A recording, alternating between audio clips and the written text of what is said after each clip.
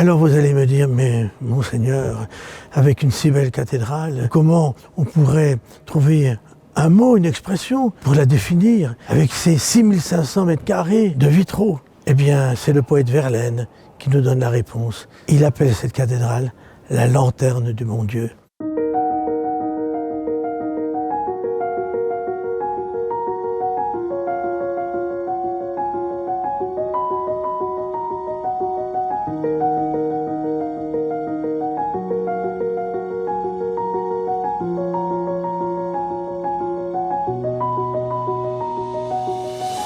Lorsqu'on entre dans cette cathédrale, on est saisi par la grandeur de cette cathédrale. Elle en impose, mais on ne se sent pas écrasé. Bien sûr à cause du style gothique, mais aussi parce que tout de suite, notre regard va à droite, va à gauche, s'élève. Que se passe-t-il donc? Il y a de magnifiques vitraux. Cette cathédrale qui a 800 ans a des vitraux pratiquement de tous les siècles, jusqu'au XXIe siècle, on le verra dans quelques instants.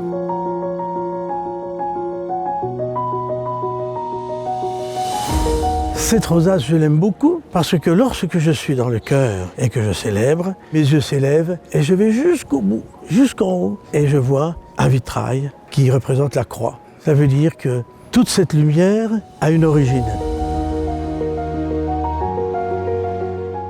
Je voudrais montrer deux vitraux de Bissière qui sont très beaux de par leur coloris, de par la lumière qu'ils dégagent lorsque on les contemple. L'un qui est plutôt à base de couleur bleue et qui représente l'Est, le Nord, ce qui est moins chaud, on va leur dire comme ça. Et puis les autres où c'est l'orange, où c'est le rouge, il y a un petit peu de bleu quand même, mais c'est le brun, l'orange, le jaune qui l'emporte et qui montre le sud, là où il fait plus chaud. D'un côté et de l'autre de la cathédrale, cela nous dit que les deux sont présents dans notre monde. Et les deux sont présents dans la vie de chacun. Et il s'agit sans cesse de les marier, on pourrait dire, de faire qu'ils ne s'opposent pas, mais qu'ils s'entraident, qu'ils s'enrichissent mutuellement. Nous allons voir maintenant ceux de Villon, où vous verrez une luminosité beaucoup plus impressionnante, qui interpelle, et avec des scènes du Nouveau Testament qui sont suggérées à partir de la lumière et des formes.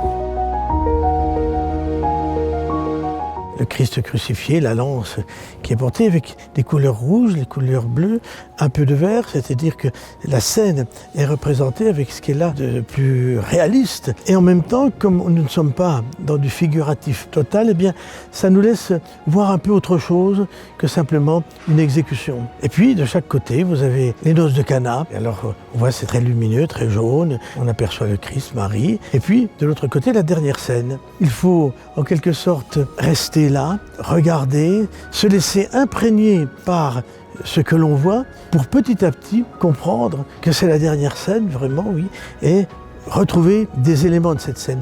Ce qui veut dire que lorsqu'on est dans quelque chose qui n'est pas du figuratif pur, c'est-à-dire on représente Jésus, on représente Marie, c'est bien un homme, c'est bien une femme, tel ou tel saint, on a quelqu'un, on reconnaît une personne.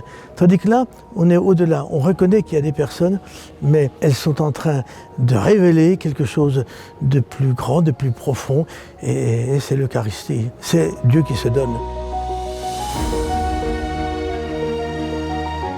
On reconnaît les couleurs de Chagall, jaune, le rouge, le bleu, avec les scènes de l'Ancien Testament, mais aussi le Christ qui est présent. C'est une manière pour Chagall de faire se rencontrer sans s'opposer. Ancien Testament, Nouveau Testament, Chagall était juif, on le sait, donc il y avait une ouverture, une compréhension des mystères chrétiens enracinés dans la tradition juive qui s'exprime à travers ces vitraux. Il y a la création, il y a Moïse, il y a David, et puis à un moment donné on perçoit le Christ. Et puis j'attire l'attention aussi sur des vitraux qui sont moins regardés, mais qui sont très très fins, très beaux, et qui sont aussi de Chagall.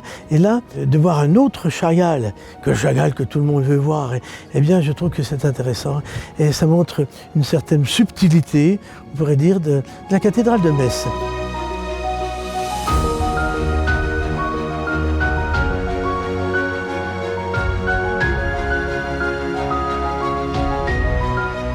Nous terminons avec les vitraux de Kim Soo-ja, qui est coréenne. Comme si l'Asie, au début du XXIe siècle, s'invitait aussi dans la cathédrale de Metz et apportait sa touche. Et d'une manière très simple, très discrète, simplement par les couleurs et la luminosité lorsque le soleil donne sur ces vitraux. Un jaune pur, qui triomphe, mais qui n'écrase pas les autres couleurs, encore présentes mais dans une certaine discrétion, le bleu et le rouge-rose. Pour nous dire, cette victoire de la résurrection, elle n'a pas annihilé l'humanité, bleu, elle n'a pas rejeté le rose, le sang, la croix, et c'est bien le crucifié qui est ressuscité. Mais ses blessures se laissent en quelque sorte comme transfigurées, emportées par le jaune de la résurrection.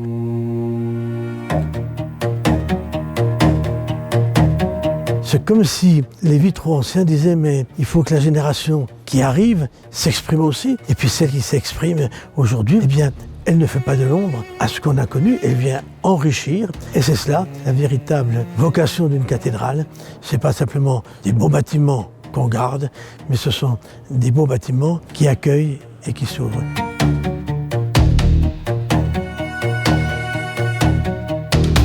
On raconte que Saint Clément, le premier évêque de Metz, arrive à la fin du IIIe siècle, 280, ici à Metz, où les habitants sont meurtris par le Graouli, une espèce de serpent, de dragon, on ne sait pas trop, qui sème la terreur, symbole du mal. Et alors Saint Clément arrive, et il a une arme, et son arme, c'est son étole, le pouvoir spirituel. Alors la version la plus ancienne dit, il prend le Graouli avec son étole et il l'emmène avec les six petits et le chasse en disant « c'est pas là que tu dois être, c'est pas au milieu des hommes ». Sous-entendu, je te donne encore une chance pour te convertir. Nous pouvons espérer que le mal puisse se convertir. Ensuite, il y a les versions plus dures, enfin solides, qui disent « il l'a tué ». Alors, avec son étole, il l'étouffe.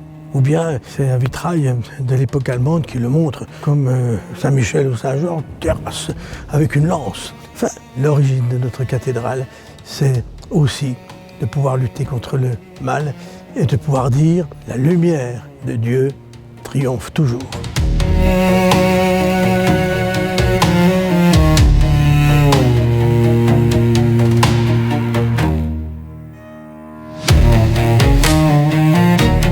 Eh bien, nous pouvons achever cette petite visite par le chœur et réalisée en 2006. C'est un mobilier moderne. On voit la sobriété des formes. Un mobilier qui a été fait en bronze. Mattia Bonetti, italien, qui a été à l'origine. On retrouve les motifs, ces lignes dorées qui descendent et qui donnent une certaine fluidité à l'autel comme à l'ambon, du côté de la cathèdre, puisque une tapisserie de Beauvais a été faite dans ce sens-là pour mettre en évidence cette cathèdre. Et cette cathèdre, elle apparaît tellement elle est sobre, comme tout à fait moderne. Eh bien, elle est du IXe siècle, c'est-à-dire de l'époque carolingienne, réalisée dans une colonne.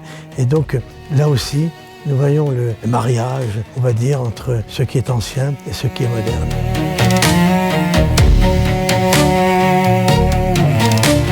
Et la lanterne du bon Dieu vous accueillera avec beaucoup de joie et vous redonnera beaucoup d'espérance dans votre vie et dans ce que vous pourrez ensuite construire là où vous êtes.